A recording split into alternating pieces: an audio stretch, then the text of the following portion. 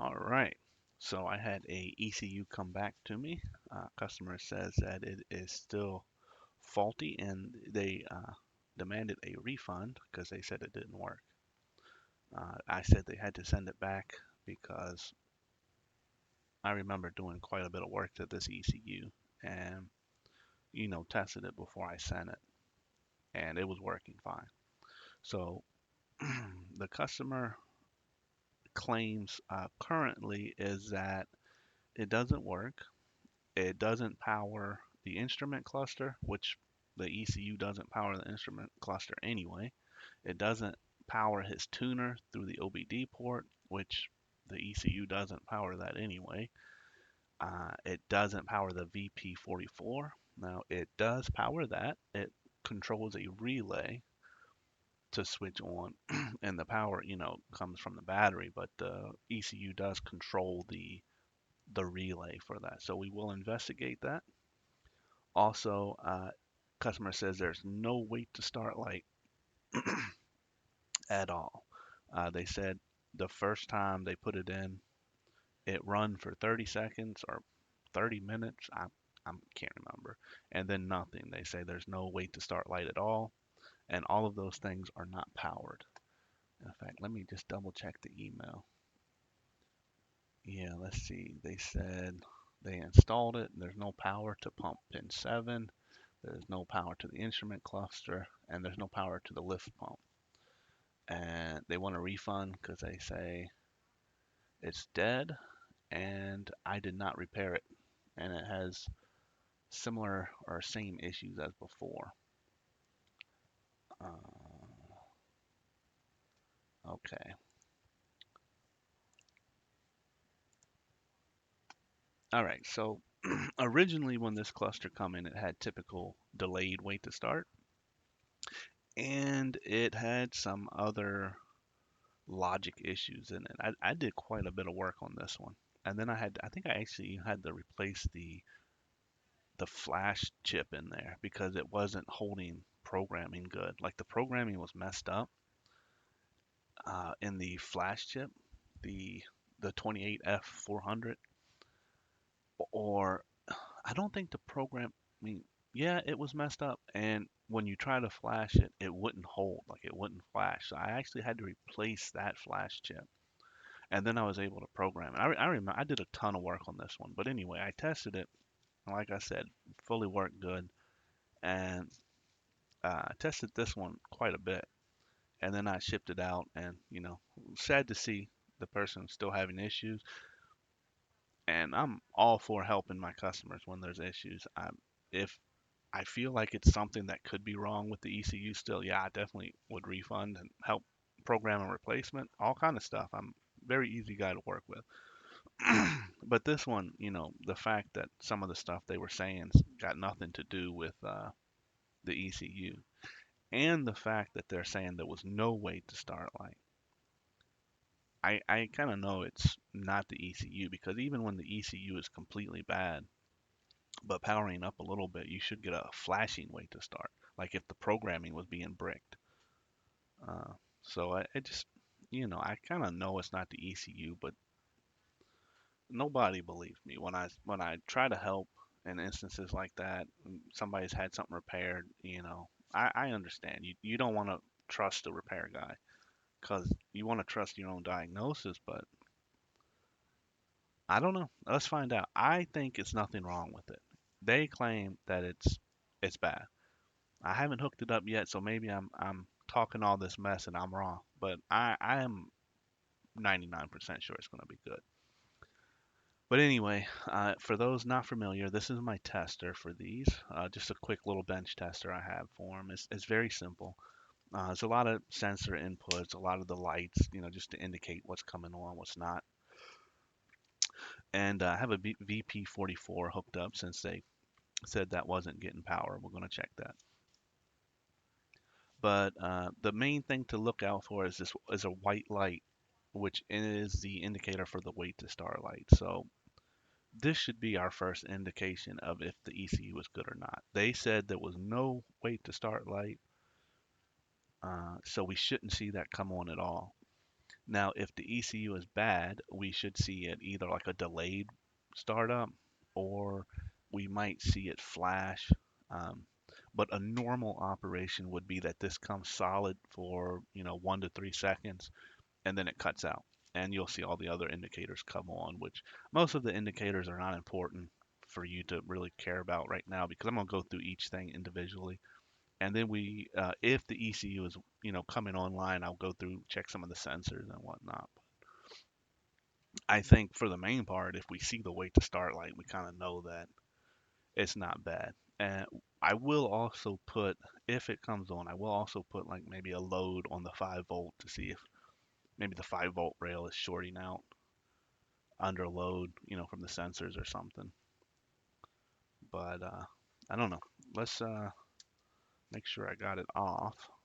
Okay. Let's get it hooked up. Go ahead and power it and see what happens. And there we saw the wait to start light come on like normal, like it's supposed to. We see the fuel pump relay. This is the relay that would turn the VP44 on. So we do have power for the VP44. It's coming out right there. And we want to make sure it's 12 volts. We can do that. All right, so let's go back to our test here. I'm going to put this in the fuel pump relay. I just want to make sure it can carry a load, which this is a 12 volt lamp, so we should see it carry the 12 volt load. Okay, there that is. Now we are going to check it with the meter. There we see our battery voltage, so definitely no problem there.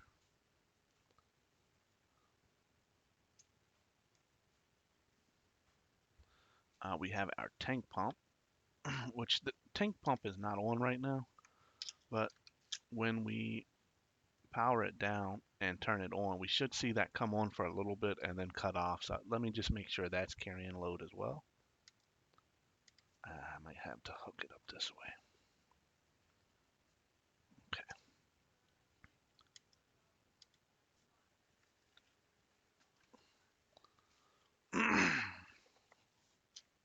All right. So let's go to the tank pump. And now I'm going to turn it on and we should see this light up just briefly. That normally don't stay on unless the engine is running. But when you turn your key, it should prime it for a second and then cut off. I have to remember what kind of signal it sends. I don't quite feel like looking. All right. Now we should see this light up. There we go. So the pump did come on. It did send the proper voltage. I guess we can check the air heaters too. So I have to reset the ECU each time I do it because it has the memory that the sensors are not right, like it thinks the engine's warm. So sometimes the pump and the heaters won't come on unless you reset it because it thinks it's already done it. Like so, if I turn the ignition on, it primes the pump. And if I turn the ignition off, it remembers that it just primed the pump. It don't want to prime it again because then it would flood it. So to reset it, I just unhook it there. Now I think the air heater will flicker on with the ignition on too, but I'm not 100% sure. If we don't see it flicker, then I'll go through the actuations for it. Yeah, okay, so it didn't flicker, but let's go through the actuation for it. And this is number 2 intake heater. And we should see this come on. Okay, so number 2 works, no problem. Let's go to air intake number 1, if I can find it here.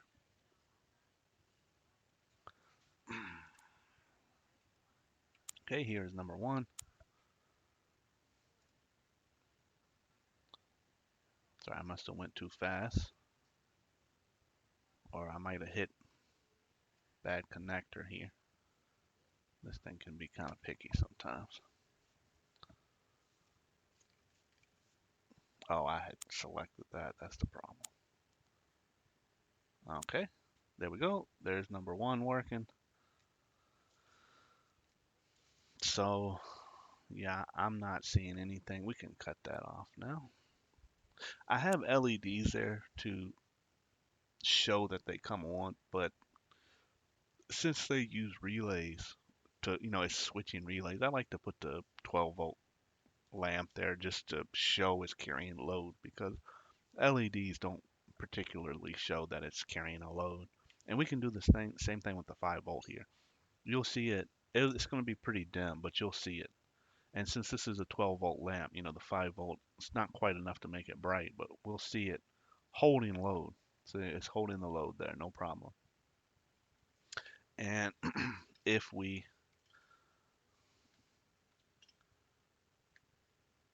put this here, and then we come here and we check our meter up there in the left corner, you'll see we still have 5 volts, right?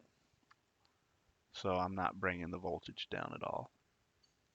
So there's no problem with the 5 volt rail either, because if it was failing, it would fail under load like that. So it's not failing under load. You know,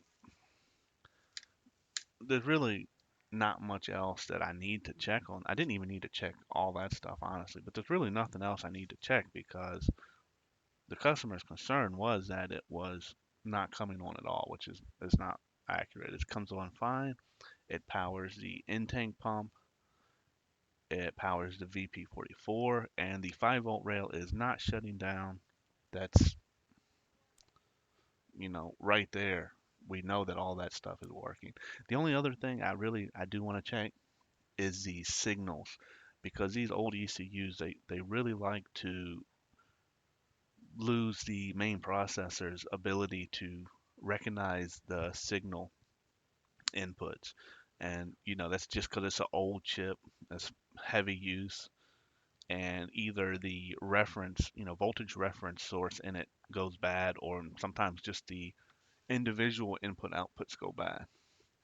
And you'll know that because this ECU won't sense the signals. But I can already see now that these look like they're being read. So let's check the very top one, which is the air intake. We just want to see if it moves.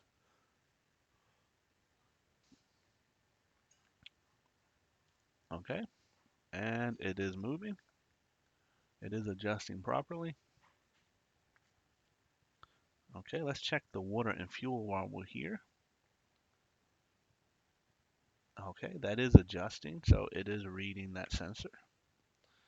And let's see, we got the boost, which we can see. Make sure that's good. Boost is good. It is changing. Now the accelerator pedal position, I do have a pot for that, but the Autel doesn't read this very well. Usually, it depends on the ECU. Sometimes it will function, sometimes it won't. But this is normal for the Autel, so I can't really show you this one with the live data because it doesn't read the live data properly. So we're going to ignore that one. Let's see. We can give it a excuse me. We could give it a engine signal here, engine rotation signal. Now I don't remember the year of this one. Some of them use crank and some of them use cam sensors. Let's try the cam first. Where do I have it? There it is, CMP. Alright, so this must be the one that uses the cam sensor because that's the one that's making it react. And we can see the fuel pump. We can see the fuel pump coming on and off, which is normal. That's what it's supposed to do. It sees the engine turning and it's like, hey, we need to pump fuel. We need to pump fuel. So it's pumping some fuel, even though we're only at 250 RPM. That's good. I'm not gonna do any more. That shows that it's working. So let me unhook that. We can check the engine coolant. But typically if